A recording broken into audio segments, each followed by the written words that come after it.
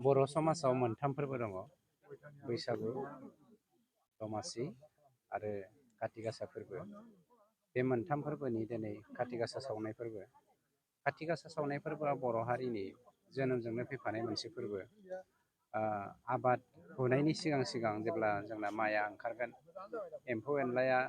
जेन जोंनि आबादखौ धंस' खालामनो हाया बे एम्फौ एनलाया फैनानै जोंनि बे आलारि बाथि सावनाय काति गासा सावनायावहाय जोबस्रांफैयो जोंनि जा आबादखौ बिनस्थ' खालामनो नागिरनाय जोंनि गाज्रि माबाफोर आत्माफोर बेफोरो जों जानगारलाङो बेनि थाखायनो बे फोरबोखौ बानायनाय जायो खौ गोजोननाय मोन्दों जोङो दिनै बेयाव सेन्ट्रेलि इउपिपिएल दोलोनि जानानै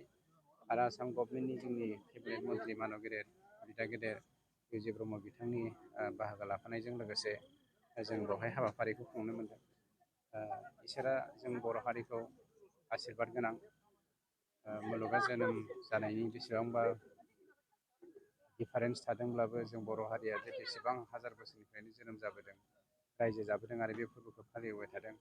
दिनैनि जोंनि बे 21st सेन्सुरिनि बर' सेंग्रा सिख्लाफ्राबो जे बेखौ बावगाराखै बे जोंनि थाखाय गौरबनि बाथ्रा सार आथिखालनि आबादारिफोरखौ जोङो हासार होनानै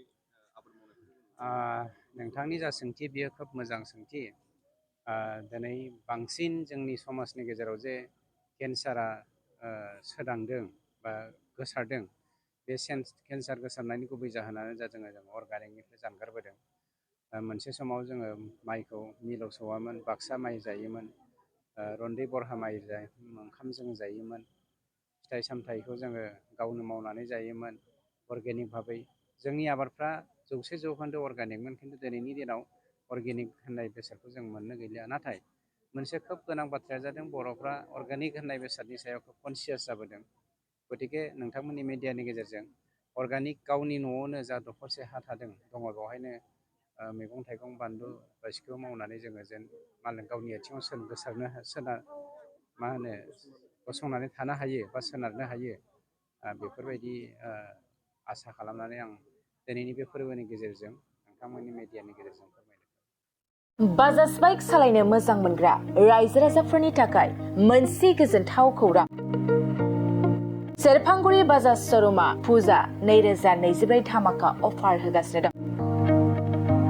क'क्राझार जिल्ला सेरफांगुरियाव थानाय फुंखा इन्टारप्राइज बाजाज श'रुमा सेप्तेम्बरनिफ्राय 30 अक्ट'बर फुजा 2024 धामाका अफारनि खाबुफोर होगासिनो दं नोंथांमोना सेरफांगुरियाव थानाय फुंखा इन्टारप्राइज बाजाज श'रुमाव खुंफुंजानाय फुजा धामाका अफाराव फैनानै नोंथांनि लुबैनाय बाजाजनि बाइकखौ लांफैनो हागोन रायजो राजाफोरनो फुंखा इन्टारप्राइज बाजाज श'रुमा लाबोनाय अफारफ्रानो जाबाय 5 litre petrol free pressure cooker free helmet एक्सचेन्जनि एभेलेबल लोगोसे केस होनानै बाइक बायगिरिफोरनो 1000 रां केसबेक हरफिननाय जागोन आरो बाइक बायगिरिफोरनो फ्रि लटारि कुपनबो हरनाय जागोन बे लटारि कुपनाव जाखाङोब्ला washing machine refrigerator android TV smart watch आरो एन्ड्रइड फन बेफोर मोनबा प्राइजफोरखौ मोननो हागोन नोंथाङा आबुङै मिथिबावनो थाखाय 6038171919 9101598021 आरो 9101547892 जानबुं नाम्बाराव खौरां लाहरनो हागोन